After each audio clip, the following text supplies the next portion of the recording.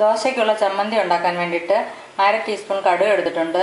ചുവന്നുള്ളി അരിഞ്ഞത് 2 എണ്ണം, വറ്റൽമുളക് 2 എണ്ണം, ഇഞ്ചി ഒരു ചെറിയ കഷ്ണം, ചുവന്നുള്ളി അല്ലി 4 എണ്ണം, തേങ്ങ ചിരകിയത് 1/2 കപ്പ്, മുളക് പൊടി 1/2 ടീസ്പൂൺ, ഉപ്പ്, വെളിച്ചെണ്ണ, വെള്ളം ആവശ്യത്തിന്.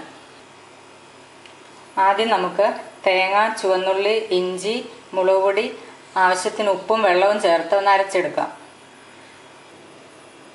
നമ്മൾ ചമ്മന്തി അരച്ചെടുത്തിട്ടുണ്ട്. ഒരു പാൻ അടുപ്പിൽ വെച്ച് ചൂടായിട്ടുണ്ട്.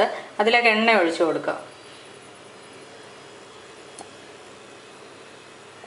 എണ്ണ ചൂടായിട്ടുണ്ട്. ഇതിലേക്ക് കടുക് ഇടാം.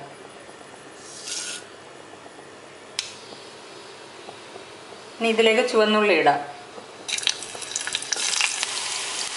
വറ്റൽമുളക് ഇടാം. കറിവേപ്പില ഉണ്ടെങ്കിൽ അതും കൂടി ഇപ്പം ചേർക്കാവുന്നതാണ്.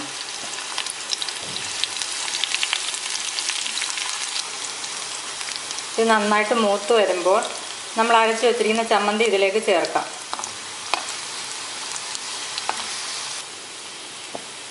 ഇത് നന്നായിട്ട് മൂത്തിട്ടുണ്ട്. നമുക്ക് അരച്ച് വെച്ചിരിക്കുന്ന ചമ്മന്തി ഇതിലേക്ക് ചേർക്കാം.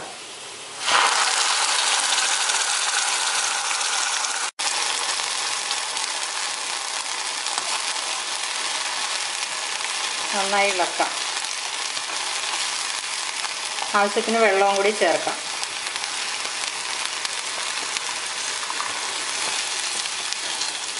ഉപ്പ് നോക്കിയിട്ട് വേണമെങ്കിൽ ആവശ്യത്തിന് ചേർക്കണം. നമുക്ക് അല്പം ഉപ്പ് കൂടെ ചേർക്കാം.